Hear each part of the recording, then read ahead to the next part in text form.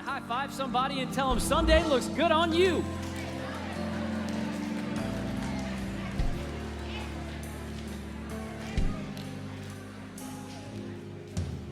And we are in the middle of summer, and it's been a fun start to summer around Christian Life Austin. A couple of weeks ago, if you were here, you'll remember we baptized over 200 people in water right over here. Just a special Sunday, people taking just their next steps of faith, drawing closer to the Lord. And then last Sunday, we had the privilege, we do our child dedication services in our chapel while we have a main service still going on in here. And so Cassidy and I were next door, we dedicated 63 children back to the Lord last week, which is really special. Maybe you're wondering, what does that look like? What does that mean? Really, child dedication it's a moment, a day where we charge the parents and say, listen, there's some responsibility on you too. God has gifted you this gift of life, and now it's a commitment to steering them and guiding them and directing them in the way that the Lord would have you do that with a biblical worldview. And then we also have a moment where we anoint every child's head with oil, and we pray a prayer of blessing over their life, that just the hand of God would be upon them. It's a beautiful, beautiful day. So if you've never had your child dedicated and you would like to do that, go to the website, get the details. But that's what that day is, and it's a really, really special day for so many families. But as we start July, I'm excited about the word of the Lord today. In fact, we're not starting a series quite yet. I'm going to preach what I just call standalone sermon today. And as I do that, I want to draw your attention to the book of Hosea. And Hosea is a wonderful, wonderful book. I don't preach from it probably often enough, to be honest with you. And I'm not sure that I've ever preached this passage of Scripture. So I'm excited about it today. But as we get into our text for today, as we get into chapter 2, let me give you just a bit of context so you know what chapter 2, verse 14 is, where it's really birthed from. And as we get there, Hosea chapter 1, you'll know if you've read this, that God instructs Hosea, who is this man of God, to marry a woman by the name of Gomer. Now things get a little bit interesting because Gomer is a prostitute. And so things are like, really, God, this is the direction that you want for me to go. But God asks him to do this, and he uses Hosea's life as a living metaphor of Israel's unfaithfulness to God during this period of time.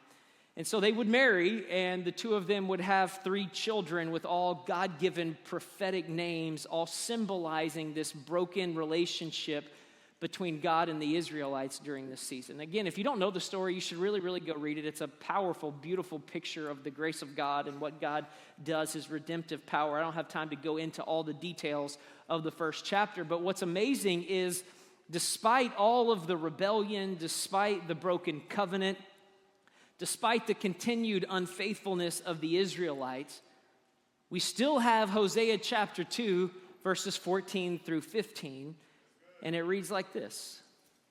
Therefore, this is the Lord sharing, therefore, behold, I will allure her.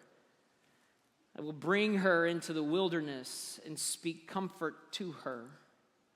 I will give her her vineyards from there, and the valley of Achor as a door of hope. She shall sing there. That's tough. Say that one. She shall sing there. You guys read it. You know what I meant. As in the days of her youth, as in the day when she came up from the land of Egypt. Now, here's what I know. If you've ever been in a valley, you ever been in a valley? Yeah.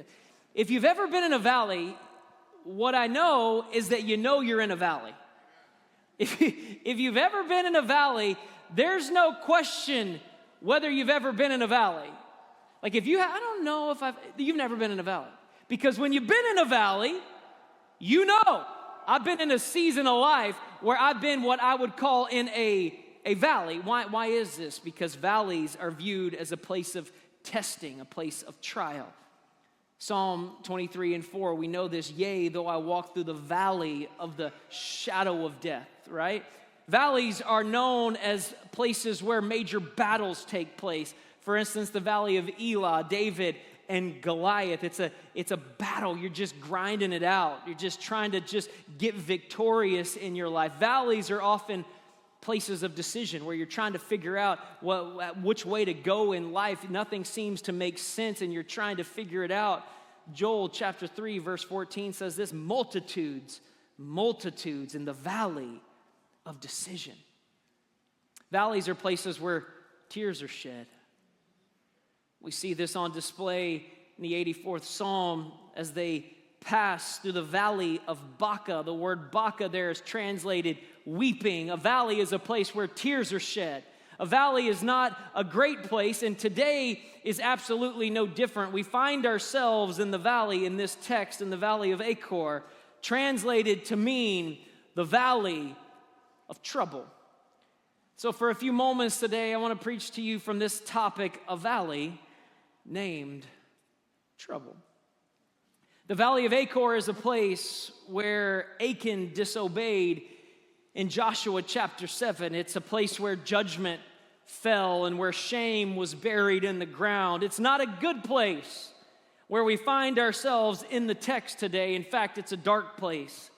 It's a guilty place, a place that no one wants to talk about, yet this is where the text leads us today. And I've come to understand that a valley is more than a bad day.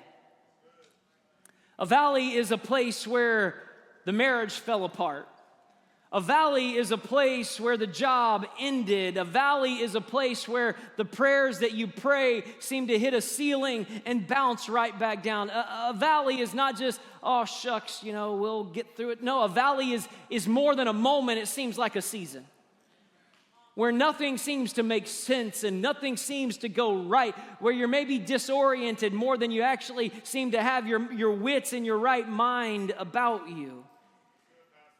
But in the middle of a valley, we see God showing up here in Hosea chapter 2, speaking to people who had been unfaithful and people who had been rebellious. Is that not a representation of maybe some of us in the room today? People who are broken, people who are hurting. And here comes God. In the middle of the rebellion and the unfaithfulness, in the middle of brokenness and in the middle of hurting, here comes God doing what God does so well. Meeting people at their worst and giving them his best. This is the kind of God that we serve, that he shows up in your worst moments of life, giving you the best that he has in the worst seasons of your life. And so we see Hosea chapter 2, let me read it again. Therefore, behold, I will allure her and will bring her into the wilderness and speak comfort to her. I will give her her vineyards from there and the valley of Achor as a door of hope. And as I was studying this text, there was multiple things that just kind of jumped out at me today that I felt like the Lord just would have me share with you today as just a piece of encouragement in the middle of this summer.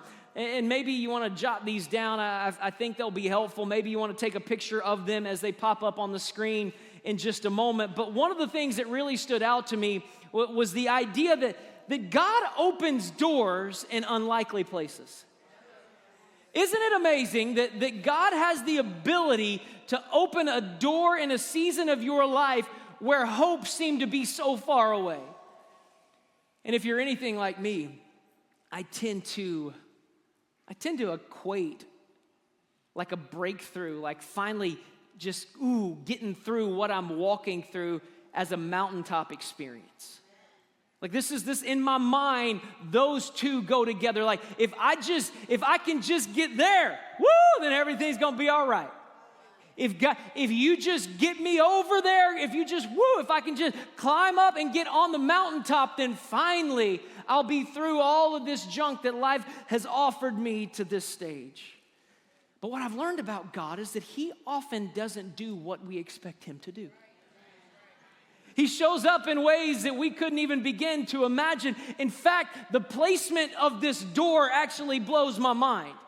Because in this moment, in this valley of trouble, when nothing seems to make sense, when you're disoriented, we have a God who shows up and he tells the people, and he doesn't just tell them, it's for you today. He says, listen, I'm not gonna build a door on a mountaintop moment of your life. I'm not gonna put a door of hope in a season when everything is going good. No. I'm gonna swoop in the worst season of your life, and I'm gonna put a door of hope in a place when you need it the most. This is the kind of God that we serve. Why? Because he loves you so much that he doesn't wait until you get better. He doesn't wait until your circumstance gets better to offer hope and relief. No, he steps in and provides a door of hope when you need it the most. He's saying, listen, I'll put a door in the middle of your mess. I'll put a door in the middle of your mourning. I'll put a door in the middle of the greatest mistake that you've ever made in your life. Hope doesn't come on the mountaintops. More often than not, it rises from the valley. This is the God that you and I serve. What I think is interesting is if you've ever been in a valley, you're inclined to believe that the valley is the end of you. Man, I don't know I'm gonna make it out of this valley. I don't know that I have the strength to get out of what I maybe got myself into. I think I'm gonna live right here in this valley the rest of my life. But I wonder, what if the valley was actually your vineyard? Watch how this plays out. And I think this is the second thing that I think is very important for you and I on this Sunday to remember. Is that oftentimes when people are in a valley, they're inclined to believe that the hand and the favor of God is off their life. That when I'm in a season when I don't know my head from my tail, when I don't know when I don't know where to go, when I'm frustrated, when I'm crying a valley of Baca, when tears are coming, when I'm in a season of mourning, yea, though I walk through the valley of the shadow, when I'm in the worst season of my life, if we're not careful, we can slip into the mindset that because I'm in this valley, that God may not care about me anymore. And I love how God shows up in the valley of trouble. And in chapter 2, he completely disintegrates this type of thinking when he says, I will give her her vineyards from there. And the valley of Achor as a door of hope. Here's what he's telling them. And he's telling you and I on this Sunday morning that the valley doesn't void the vineyard. So here's the point behind this. That because, see, especially if you've gotten yourself into a little coinky-dink. If you find yourself in the valley because of your own doing, like the mess that you've made of your life because of the choices that you've made in your life, and you're in this season and you're like, man, I don't know that I can ever recover. We start to feel this the most when it's done in our own volition, right? When we've made a mess of our life and our decisions had led us to this valley season, we have a very strong tendency to start thinking that the hand and the favor of God is off of my life. That there's no way that God can ever use me because I've walked so far away. There's no way that God, he may kind of like me, but I'm not sure he really loves me. He may love me, but there's no way he could use me. If you saw what I did on Friday night, if you knew how I behaved on Saturday, you would fall into line with the thinking that because I'm in this valley, that the hand and the favor of God will no longer ever, I'm not worthy of the hand of God resting on my life anymore. And I think you need to understand today that the valley that you find yourself in it doesn't void the vineyard and the purpose and the plans that God has in store for your life. That just because you're in a season of hurting, just because you're in a season of mourning, because you're in a season in a valley of decision, the hand and the favor of God is still on your life. God has never left you. He's never forsaken you. He's never walked away. Even when you can't hear his voice, even when you don't know that he's there, I've just come to encourage you on this Sunday morning that he has never left you. The hand of God is still on you. Your past does not void the vineyard that God has in store for you. In spite of their rebellion, in spite of their constant rebellion towards him, God says, I still have a vineyard in store for you. I think it's a word for somebody in this room today. You feel like you've walked too far away. That you're just going to survive through life now. You're just going to have to go through life with just a little bit of joy and a little bit of peace and just kind of barely making it through because there's no way God could use broken little old me now. God says, I see you in the middle of the valley of trouble.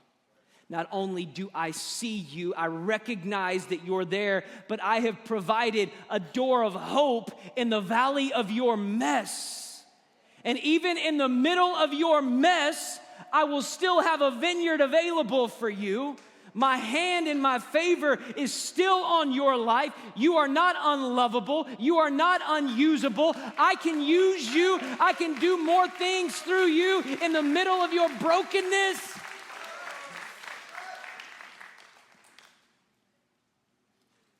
See, a vineyard symbolizes provision. A vineyard symbolizes joy. A vineyard symbolizes fruitfulness. God doesn't just promise survival from the place of trouble, but what he's doing, he's saying, listen, I'm not just barely going to allow you to survive, but your life will produce again. It's a place where fruit can grow again, and I think it's a word of encouragement for the church today. Because you've experienced a drought in your life, you're wondering if fruit will ever grow again. God says, I've showed up today in the middle of your valley. When you walked in and you were wondering, this is my last ditch effort. I don't know how I'm going to make it through. I don't know how I'm going to get out of this today. I can't do this on my own. And you walked into a church in South Austin, and the Lord is pulling on your heart today, and he's tapping you on the shoulder, letting you know, listen, I know right where you are. I see you in the middle of your valley, and today I'm putting a door of hope.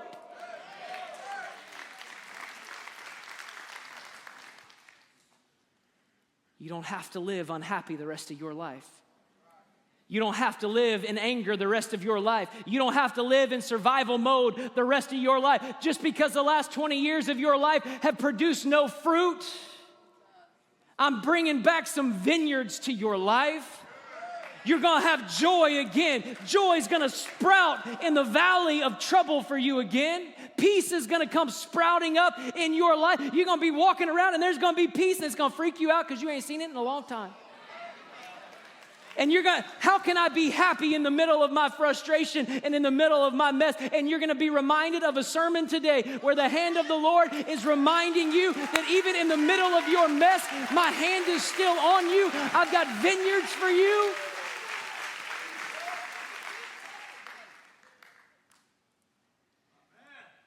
When God starts speaking in Hosea chapter 2, he totally disintegrates this type of thinking that the hand and the favor of God is off of my life. If you remember a few moments ago, I mentioned that if you've ever been in a valley, you know that you've been in a valley. Well, let me add to that statement. If you've ever been in a valley, you don't want to live in that valley. You know you've been there, you got the t-shirt, and you don't want to go back to the valley. This is a fair assessment of all of humanity. Like we generally want out of the valley. Why? Because of everything that we just talked about. It's a place of testing, a place of trials, a place of battle, a place of decision, a place of tears. Nobody in their right mind wants to just hang out in the valley of trouble. But I think think it's interesting, and oftentimes we talk about what God does do, and sometimes we miss what God didn't do. And I want you to take notice of this, because here's what I noticed God didn't do in this text. God didn't remove the valley. The valley was still there, which means as believers, there's going to be times when we find ourselves in a valley. God doesn't remove the valleys in our life, but what God did was repurpose the valley. He said, I know how you used to identify the valley as a place of regret and a place of shame, a place that you don't ever want to go back to. But if you'll allow me to put a door of hope in the valley of trouble, I will change your perspective to where the valley, you may not want to hang out there anymore, but you're not going to remember it as an awful place. The way you're going to remember it is how I showed up and did a work in the worst season of your life. And what once represented defeat becomes the gateway to God doing a miracle in your life. What if the place of your failure, what if the place of your defeat, what if the place of your shame, what if God transforms that place of your trouble into a place of triumph? What if you danced again in that valley? You thought the valley was going to take you out, but what if you started dancing again in that valley? What if joy started sprouting up in that? Some of you wouldn't know what to do because you've been in a drought for so long that when you saw joy, it would scare you to death. Ah! Peace. Ah!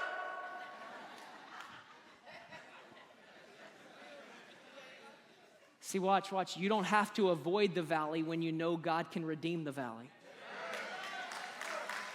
Let me show you how he does it. Verse 15, we've already read it, but I gotta read it again.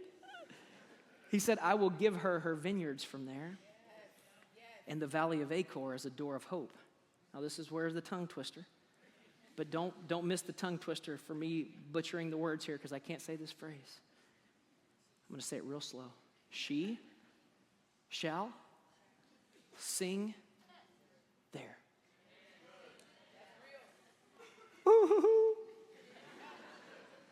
She shall sing there. Here's the third thing we have to understand when we're in the middle of the valley of trouble. That God won't just restore the place, God will restore your praise. Now let me talk about this for a second. God swoops into the valley of trouble and he says, I'm gonna give you back what the enemy stole from you in the valley. What he's telling them is, you are gonna sing again, my child. I know things haven't gone well. I know you've messed up. I know you've walked away. But when I create a door of hope in the valley of trouble, there's something that's gonna come back to you that the enemy thought he stole for good, and it's gonna rise up from the inside of you, and you will sing again. Somebody needs to hear this word today. You're about to get your song back. You're about to get your joy back. The enemy thought he took it from you for good, but the Lord says, I will restore it to you in the valley of trouble. See, sometimes we get in the mindset of thinking that recovery only means that I'm going to get the job back. That recovery means that the relationship is going to be restored and the finances are coming back. But God says, listen, this is the most important part of this. That God says through this text, I won't just restore the things around you, but I will restore what is on the inside of you. Because when I restore what's on the inside of you, when you get your song back, it doesn't matter what everything else on the outside says. If you get your joy back and your peace back, you can sing in the middle of all hell breaking loose in your life. I will give you your song back, he says.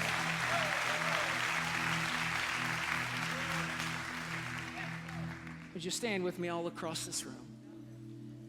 He says, I'll give you back the song that you lost in the struggle.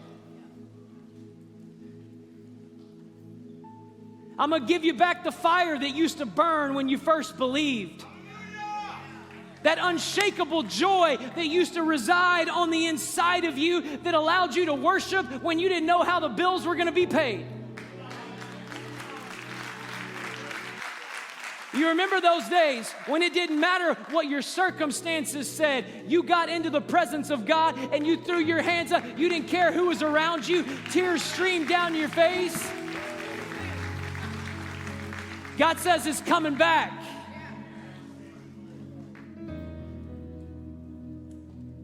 God says it's coming back. I think we ought to declare that over our own lives right now. When I count to 3, I wonder what it would sound like if every one of us in the room, the top of our lungs, shouted, "It's coming back." Y'all want to try it? Let's shout it like we believe it. Are you ready? 1, 2, 3. It's coming back. Ooh. Wow.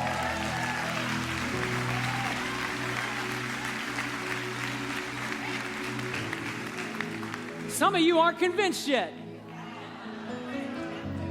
Now, I don't want you to say it for somebody else to hear it. Some of you need to hear yourself say it. Because you've been talking to yourself for so long, you've convinced yourself that the hand and the favor of God is never coming back to your life. You've convinced yourself that you'll never sing again. But in a moment, when you declare this over your life, here's what I believe: God's going to restore your song in just a moment. 1, 2, 3, it's coming back! Come on, put your hands together for the Lord today.